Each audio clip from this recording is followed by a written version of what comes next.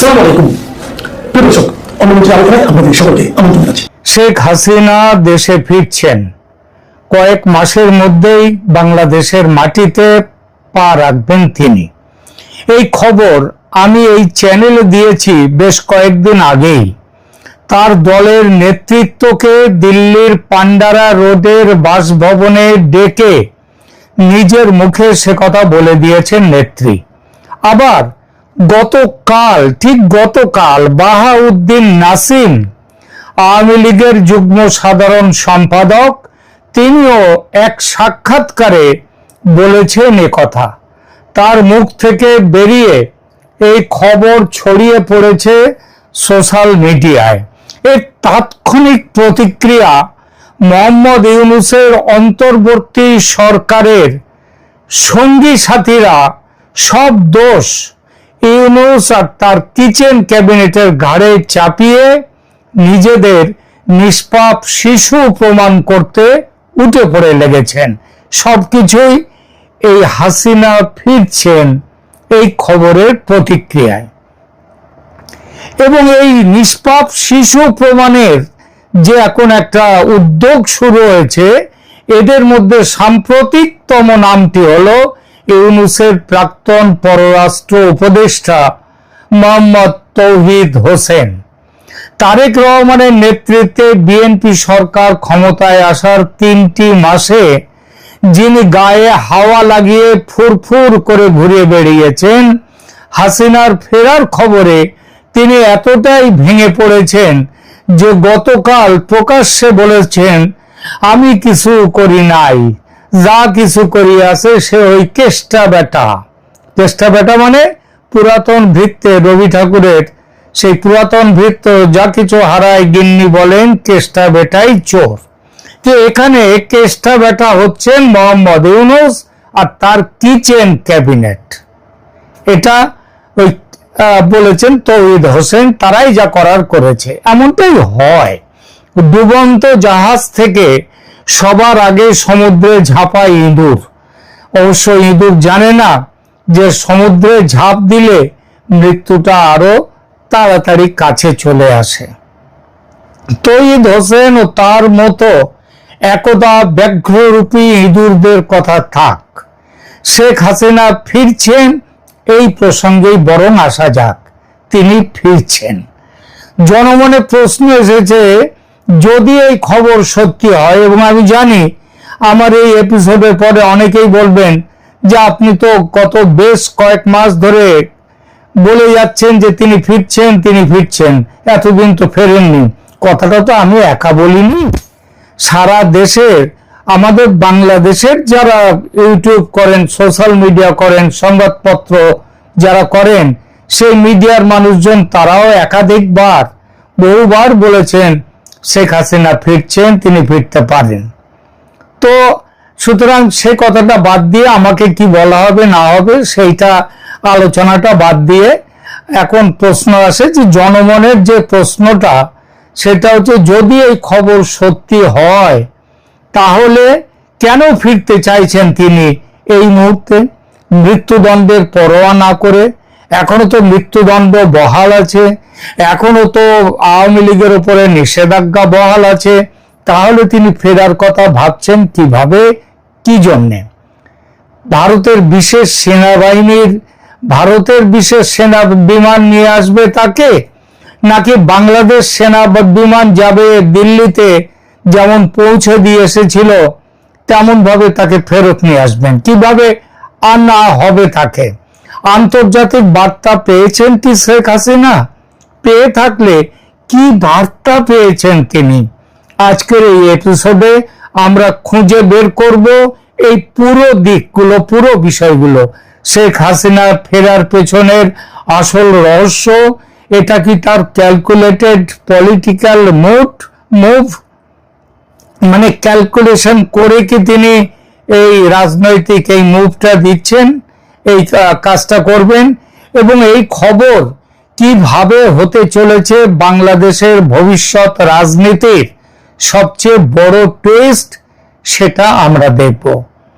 প্রথমে বোঝা যাক বর্তমান নিখুঁত প্রেক্ষাপটটা ঠিক কি রকম।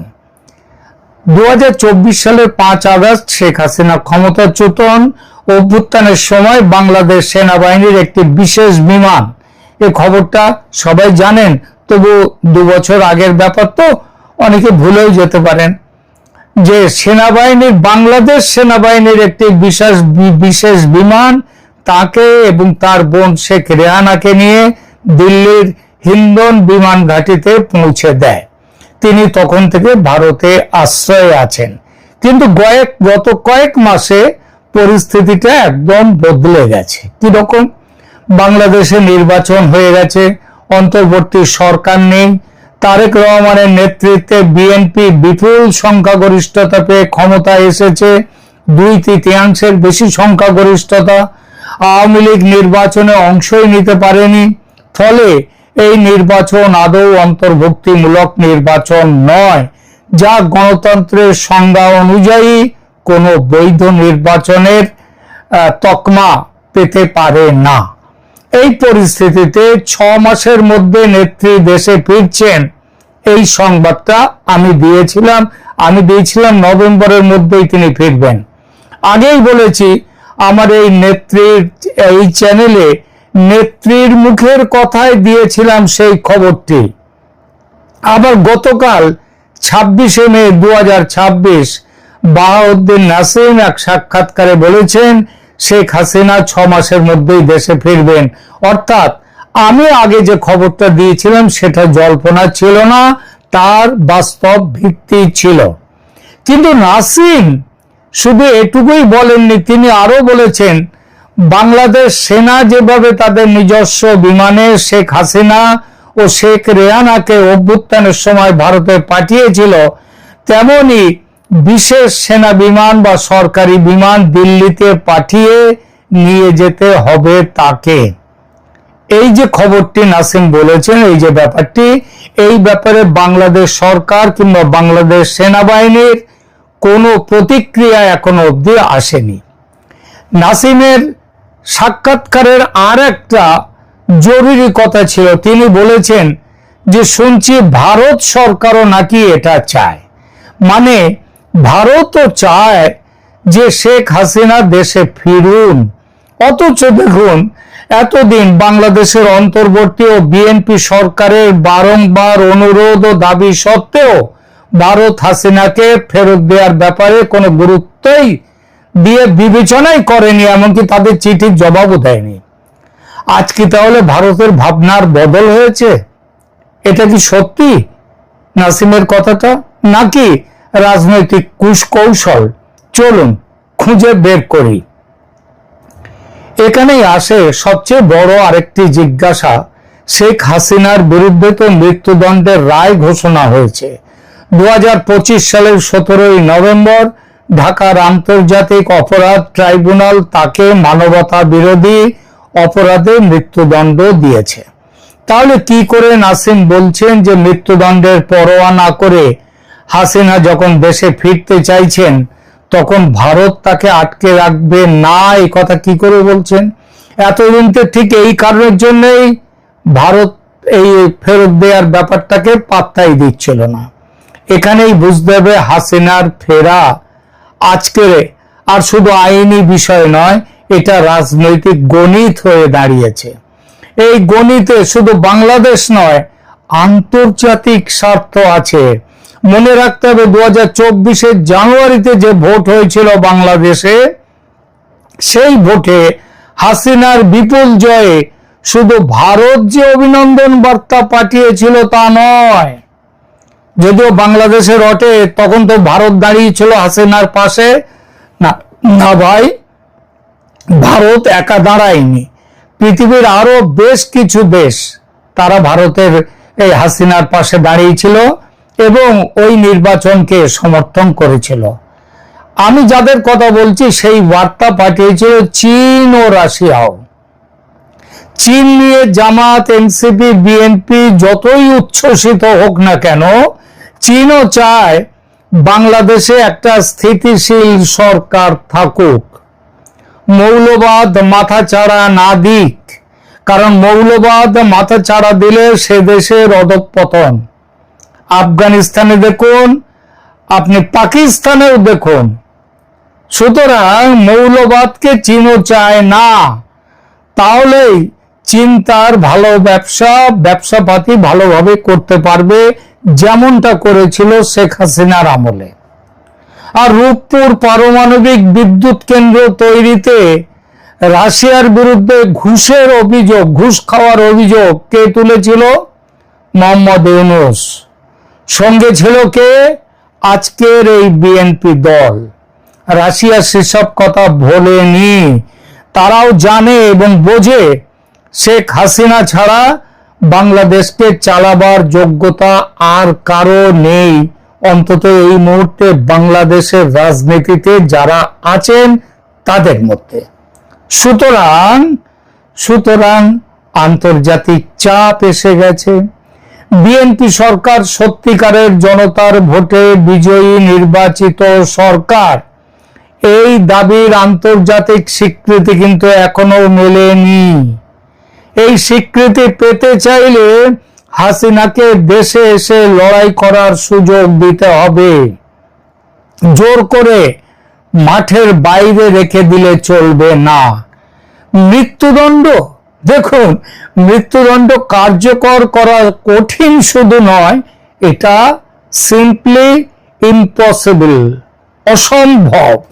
বিশেষ করে যখন বিশ্বের বড় দেশগুলো, যার মধ্যে ভারত তো আছেই, আছে চীন, রাশিয়া, জাপান, আমেরিকা সহ পুরো পশ্চিমী দুনিয়া, তারা গণতান্ত্রিক মানদণ্ডের চাপ দিচ্ছে সবাই বাংলাদেশকে। এমনকি আন্তর্জাতিক অপরাধ ট্রাইব্যুনালের গঠন ও বিচার প্রক্রিয়া নিয়ে প্রশ্ন উঠে গেছে। প্রশ্নের মুখে এসেছে ফেব্রুয়ারির ভোট। তারেকের সরকার যখন অবৈধতার বড়সড় প্রশ্নের মুখে পড়েছে, তখন ঘোষিত মৃত্যুদণ্ড কার্যকর করা অসম্ভব। আর এর নিট রেজাল্ট, বিএনপি সরকারের রাজনৈতিক উপদেষ্টা জাহিদুর রহমান, তার একটি মন্তব্য এই কয়েকদিন আগে তিনি বলেছেন, বিএনপি সরকার শেখ হাসিনার পুনর্বিচারের সুযোগ দেবে।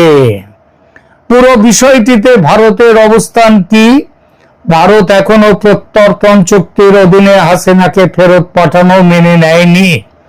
2013 সালের প্রত্যর্পণ চুক্তিতে কি আছে? যদি অপরাধটি রাজনৈতিক উদ্দেশ্য প্রসূত হয় তবে প্রত্যর্পণ করা যাবে না।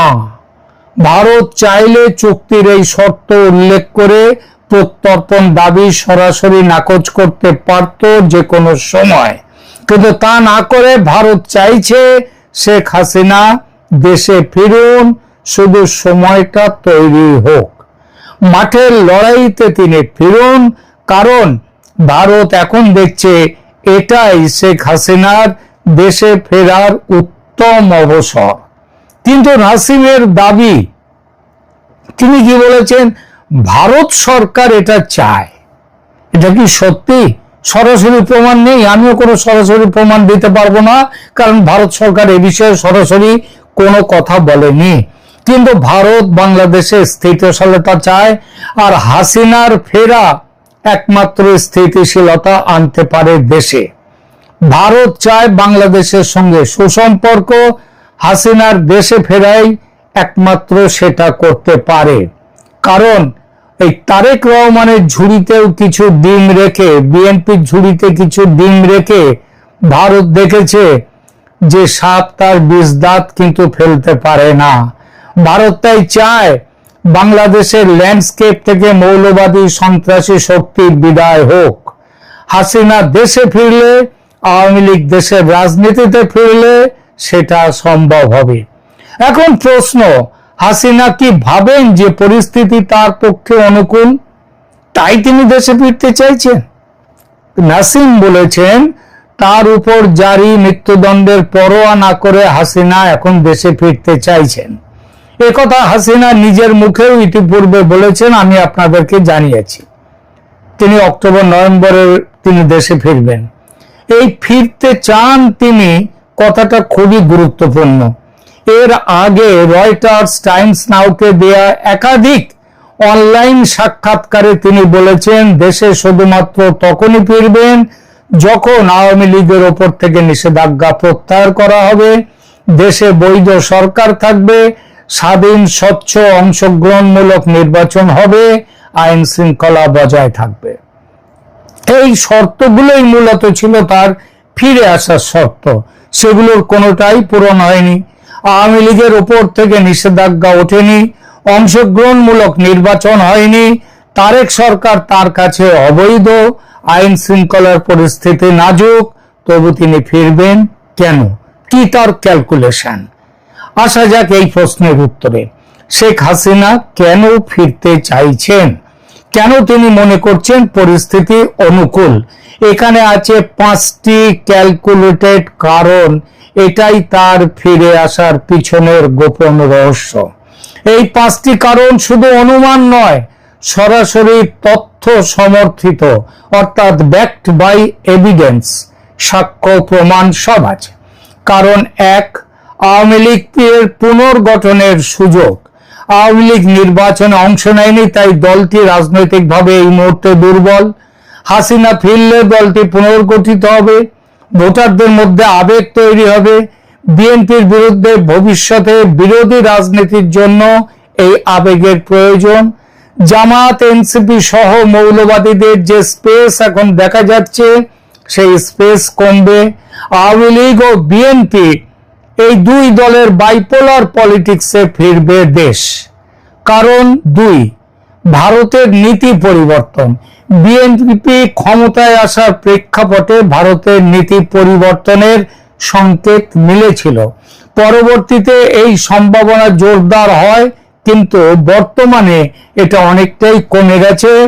বাংলাদেশের বিএনপির চিরাচরিত রাজনীতি পাকিস্তান প্রেমের জন্যে। এই মুহূর্তে বিএনপি সরকারের সঙ্গে ভারতের সম্পর্ক আর যাই হোক মধুর বলা যাবে না। এই পরিস্থিতিতে হাসিনার ফেরাকে রাজনৈতিক স্থিতিশীলতা হিসেবে দেখছে ভারত। এটা ওই ভারত সরকারও এটা চায়, নাসিমের বক্তব্যের সাথে মিলে যায় এই দিক দিয়ে। এর সাথে আছে আন্তর্জাতিক স্বীকৃতির চাপ। আওয়ামী লীগকে বাদ রেখে যে নির্বাচনে জয়ী হয়েছে বিএনপি, সেই নির্বাচন যথাযথ নয়, ফলত তা একটি অবৈধ সরকার। এই সরকারকে আন্তর্জাতিক স্বীকৃতি পেতে হলে সংবেদনশীল রাজনৈতিক নেতাদের সাথে আপোষ করতে হবে। হাসিনা ফিরলে আন্তর্জাতিক সম্প্রদায়ের কাছে কিছু নম্বর পাবে তারেক রহমানের সরকার, এবং আগামী কয়েক মাসের মধ্যে নতুন করে নির্বাচনের ব্যবস্থা করে সেই নির্বাচনের ফলাফলের ভিত্তিতে যে সরকার গঠিত হবে, সেই সরকার স্বীকৃতি পাবে আন্তর্জাতিক মহলের। এই প্রস্তাব ভারতের, কিন্তু এখন এই প্রস্তাবের সমর্থন দিয়েছে চীন, রাশিয়া, জাপান, পশ্চিমী দুনিয়া, এমনকি আমেরিকা যুক্তরাষ্ট্র। মার্কিন পররাষ্ট্রমন্ত্রী মার্কো রুবিও ভারত সফরে এসেও এই বার্তা দিয়েছেন। অর্থাৎ শেখ হাসিনার ফেরার পথ তৈরি। 4 নম্বর কারণ, নিজের দলের শক্তি বজায়। হাসিনা বলেছেন যে দলটি তার অনুপস্থিতিতেও কার্যকরভাবে টিকে আছে। কিন্তু টিকে থাকা আর লড়াইয়ে থাকা এক জিনিস নয়। লড়াই 2 রকমে হয়, একটা মাঠের আর একটা ন্যারেটিভের। এই 2 লড়াই কিন্তু একে অপরকে আবার সাহায্যও করে। নেত্রী মৃত্যুদণ্ড অগ্রাহ্য করে দেশে ফিরলে তার যে কি এফেক্ট হবে, এটা চিন্তা করতে পারছেন?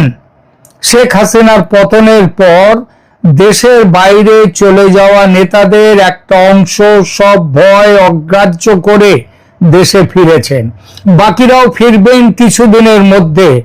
গত সপ্তাহে ভারতের বিখ্যাত সাংবাদিক সুকরঞ্জন দাশগুপ্তের জ্বলছে বাংলাদেশ শীর্ষক একটি বইয়ের উদ্বোধন অনুষ্ঠানে ছিলাম আমি।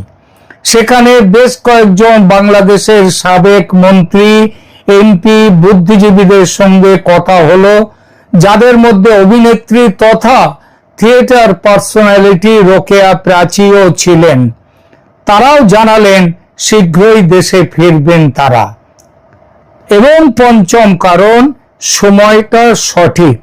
বিএনপি সরকার যে ভালো চলছে তা আদৌ নয়।